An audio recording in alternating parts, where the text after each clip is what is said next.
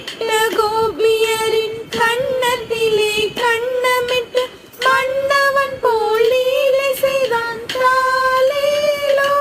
அந்த மந்திரத்தில் அவன் உறங்க, மயக்கத்திலே இவன் உறங்க, மண்டலமே உறங்குதம்மா ஆராரோ. மண்டலமே உறங்குதம்மா ஆராரோ.